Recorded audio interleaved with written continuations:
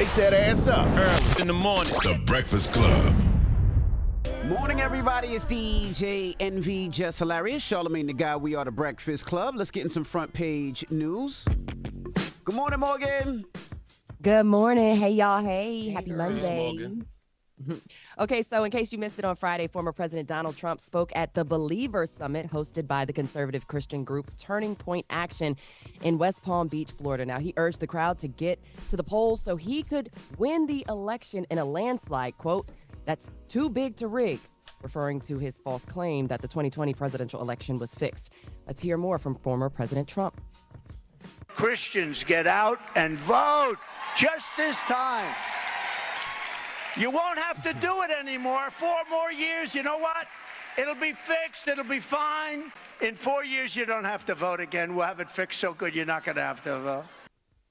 I mean, that's him with his dictator talk again. But none of this should surprise anybody. I mean, we were saying this was a possibility in 2020, and he tried to do it in 2020 when he attempted to overturn the results of an election. Okay, other politicians have warned of this. Republicans like Liz Cheney, is one that comes to mind. So I don't know why this is a surprise to anyone to hear him say that. Well, he said it. He's a former president, so I'm going to report on it. Mm-hmm. Trump also indicated that he was not a Christian to that group. And speaking of rallies, Trump said he is headed back to Butler, Pennsylvania, despite the assassination attempt on his life earlier this month. He posted on Truth Social that Secret Service has agreed to substantially ramp up protection at outdoor rallies, which he will continue to have. And if you haven't seen recent photos, Trump has removed that bandage from his ear, and FBI officials have confirmed and come out and say that he was in fact shot. I know there was a lot of speculation around that. Now, meanwhile, the Republican nominee for vice president, J.D. Vance, he's defending his remarks. Here we go. We've got remarks from Trump. We got remarks from Vance. We've got remarks across the board. He's defending his remarks from 2021 about childless cat ladies running the country. Now, Vance has faced recent backlash for comments he previously made referring to Vice President Kamala Harris and other Democrats, in which he argued the party is controlled by people without children. Now, Vance told the Megyn Kelly show that media has attacked him for his sarcasm and not on the substance of what he said. He argued that the Democratic Party is becoming anti-family and anti-child. Do you believe that? Do I think that they're becoming anti-family and anti-child? Yeah. No, because not at all. once again, and we had this discussion last week, you don't know why women don't have children. It could be, physical reasons. They may not be capable of having children. They may have made the choice that they don't want children. They may have had, an abortion before. We don't know the reason why people choose not to have kids. It's not just because, they hate family.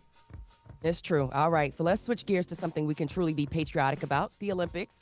Now, iHeart is your exclusive audio partner. I know 1 minute we like, man, this country is ghetto. And the next minute we're like, Team USA. Right.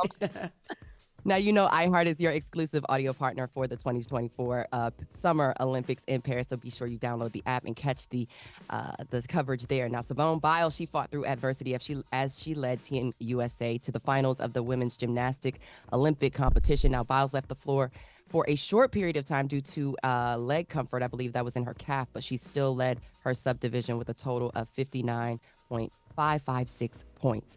Now, the U.S. men's basketball team cruised past Serbia 110-84 in their first game of the Summer Games. And here's what LeBron James had to say ahead of the matchup.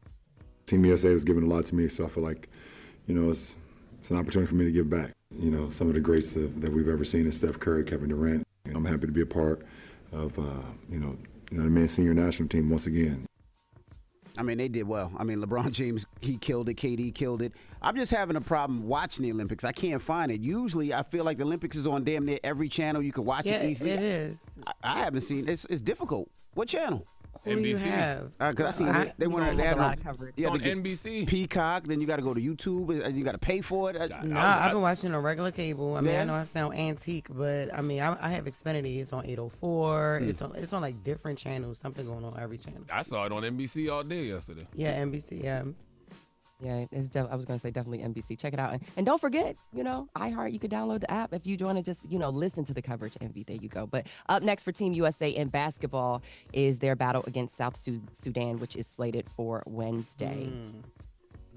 All right. Well, that is front page news. We'll see you next hour. Yes, sir. Yes, ma'am. Yes, ma'am.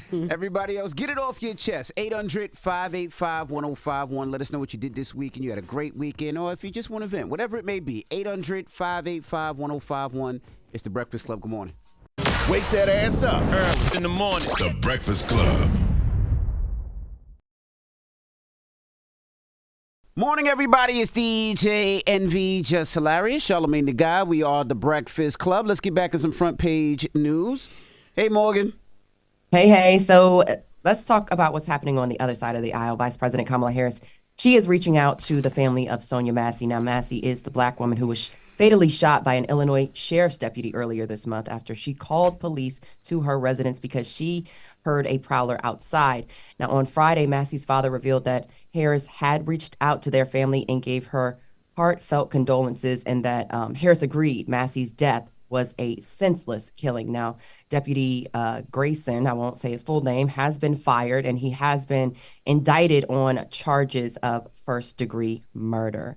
Now, moving on, Pennsylvania Governor Josh Shapiro, that somebody you like, right, Charlamagne? That's my guy. Salute to Governor Josh Shapiro. Yeah, he's rallying support for Vice President Harris and her presidential bid. Now, Shapiro appeared alongside trades union leaders in Philadelphia and praised Harris for her, calling her a fearless leader. Let's hear more from the Pennsylvania governor. Another friend of mine over the last 20 years, the Vice President of the United States, Kamala Harris.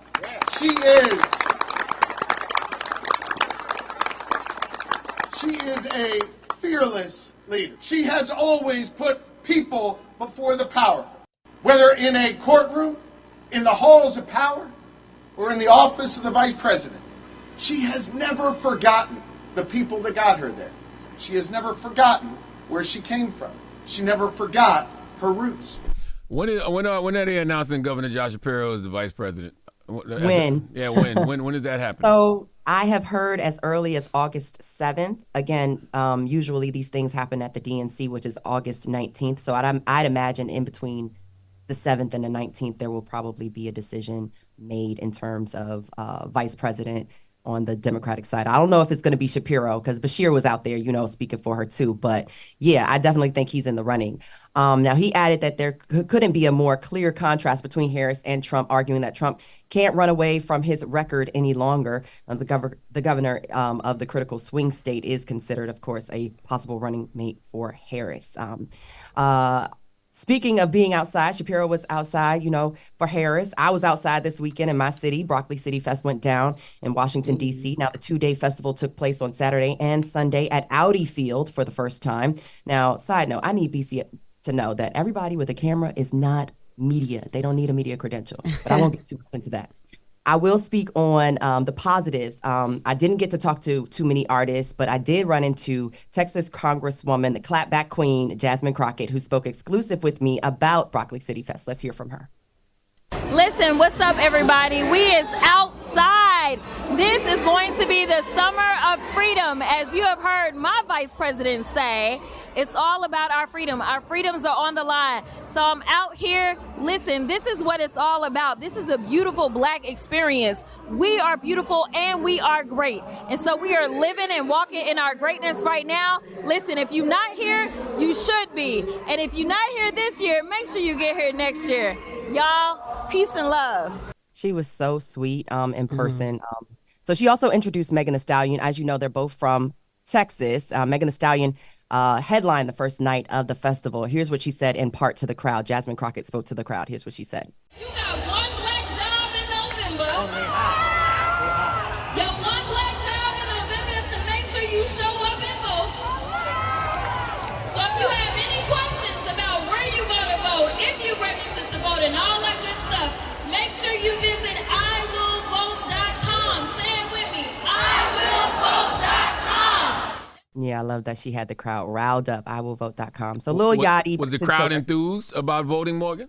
Yeah, they seemed like it, and it was a young and it was first of all, the crowd was vast. There was a lot of people there, and it was a young crowd, and she had them rallied. So, I will see. But Lil Yachty, Bryson Tiller, Skilla Baby, Party Next Door, they all performed on Saturday, and on Sunday, Sexy Red, Kate Renata, Victoria Monet, and others took the stage with Gunna headlining with surprise guest Offset. He brought Offset out, and they performed Proud of Them. We got time for one more? I don't think so. No. I'm having so much fun. Okay, well, that's your front page news. I'm Morgan Wood. Make sure you catch me on socials at Morgan Media, MorgynMedia. And for more news coverage, follow at Black Information Network and BINnews.com. Happy Monday, y'all. Thank you, Morgan. Wake that ass up. Early in the morning. The Breakfast Club.